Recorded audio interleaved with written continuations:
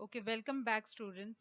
In last video, we already saw what is principles of management introduction we saw, and we also saw its nature, characteristics, क्या-क्या points ज़रूरी है एक अच्छे principle of management में. अब हम उसी series को आगे बढ़ाएंगे. We'll proceed and we are going to see the significance of management. Significance का मतलब importance भी होता है. So the question can come either way, significance or importance of management. Okay. Management अच्छा होगा तो हमें क्या बेनिफिट होने वाला है how the organisation is going to get the benefit how the people working in the organisation is going to get the benefit all these things we are going to see in coming 7 points, right? Let us see the first one. If there is a good principle of management, it will definitely provide useful insight to the managers. Useful insight. Useful insight का मतलब क्या होता है? A deep understanding about the subject. Helps to understand the situation, outcome of various experienced minds, professionals. क्योंकि ये जो principles बनाए गए हैं काफ़ी observation के साथ, काफ़ी research के साथ, काफ़ी लोगों की studies इसमें involved है, काफ़ी professionals ने अपना idea दिया है, काफ़ी क्योंकि ये social science है, काफ़ी group of people के ऊपर ये activity हुई है. उसके बाद इन लोगों ने उन सब का निचोड़ उन सब का एक समरी निकाल के प्रिंसिपल्स बनाए हुए हैं तो जहां पर भी अगर किसी मैनेजर को एक प्रॉब्लम आती है तो वो उन प्रिंसिपल्स के बिहाफ पे या उन प्रिंसिपल्स पे डिपेंड करते हुए अपने डिसीजंस आराम से ले सकते हैं. Okay, so the first significance is provides useful insight to the managers को हेल्प करता है ए प्रॉब्लम सॉल्विंग के लिए भी, सेकंड डिसीजन मेकिंग के लिए भी, because many experiments and experienced people have come together and made these principles, right? So second importance kya hai? Helpful in utilizing the resources. Children, one point which is going to come again and again in this particular topic, that is principles of management, as well as the next topic, that is functions of management, is optimum utilization of resources. जितने भी सामान एक organisation के पास हैं उसका maximum use होना चाहिए. Only then your profit is going to go up. अगर आप अपने रिसोर्सेज को वेस्ट करते हो तो डेफिनेटली इसका मतलब है कि आप अपने प्रॉफिट को इनडायरेक्टली कम कर रहे हो. ठीक है, और अगर आप अपने रिसोर्सेज का बेस्ट यूटिलाइजेशन कर रहे हो, दैट मीन्स ऑब्वियसली आप सबकी एफिशिएंसी बेस्ट आ रही है और आपका गोल्स भी अच्छी तरह से अचीव हो जाएगा. So helps in utilising the resources. You all know what are the resources of an organisation. We already saw human resource होता है, मटेरियल होता है, रॉ मटेरियल्स होते हैं, फिर उसके बाद में मशीन्स होते हैं. ऐसा नहीं होना चाहिए कि आपने बहुत सारा मटेरियल मंगा लिया है, आपने उसकी इन्वेंट्री नहीं की है, नेक्स्ट टाइम वापस अगर कहीं से ह्यूज ऑर्डर प्लेस हुआ तो आपने फिर से नए सामान की ऑर्डरिंग कर दी and the old stock is still pending kept in the warehouse. You are not having any inventory about that. तो ये सारी चीजें नहीं होनी चाहिए. अगर इस तरह की लूप होल्स अगर है, that means there is some problem in the management itself. ये सारे प्रॉब्लम्स नहीं होंगे when you are going to follow the right management principles. Okay, so it is very helpful in utilizing the resources. First one is provides useful insight to the manager, and second one is helpful in utilizing the resources. Third one is it helps to take a scientific decision, tactful logical decision.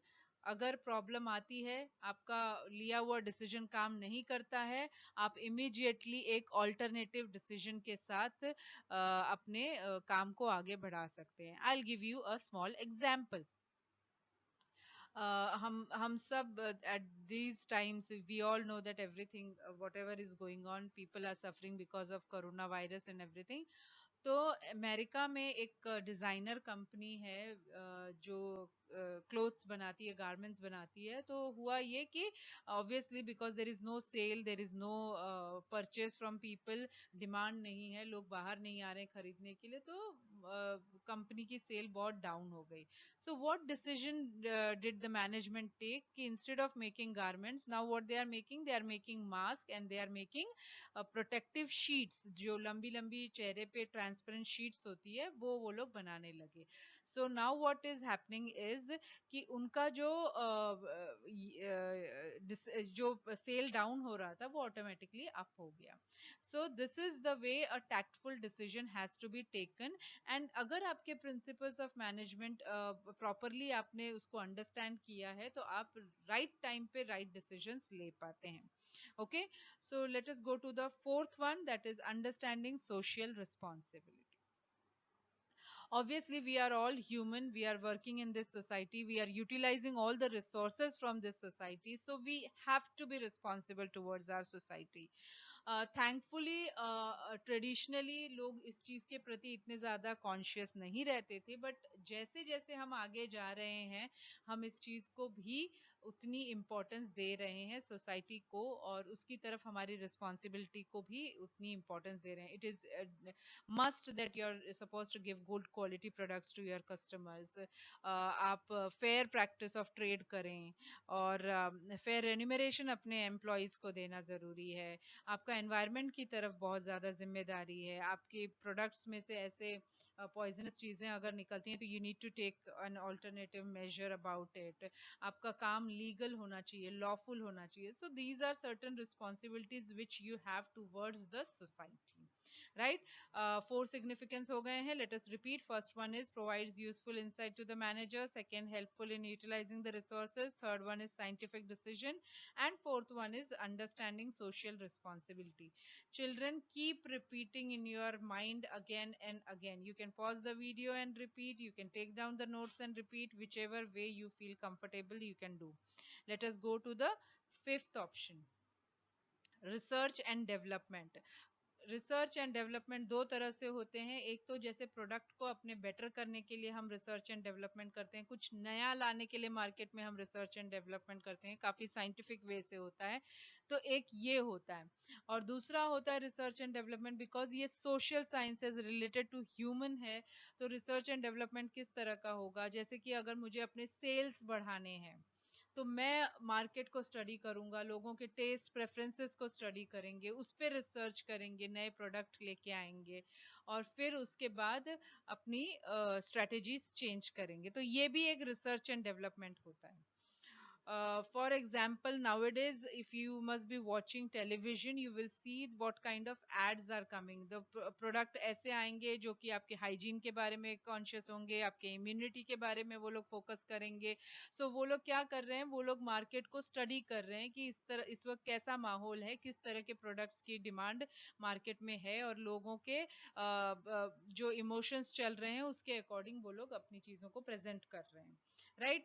सो जो भी अलग अलग segments हैं organisation के, जैसे sales हो गए, marketing हो गए, ह्यूमन रिसोर्स हो गए, फाइनेंस हो गए। पहले ह्यूमन रिसोर्स में हम सिर्फ पगार दे दिए अपने एम्प्लॉयज को, बात खत्म हो गई। लेकिन अब वैसा नहीं होता है, अब उसको एक गुड वर्किंग कंडीशन देना चाहिए, हमें उसके पर्क्स देना चाहिए, बोनस देना चाहिए, उसको उसकी प्रॉब्लम्स को समझना चाहिए, उनके लिए इंश्योरेंस भी करवाना चाहिए। तो मल्टीपल थिंग्स आर चेंजिंग।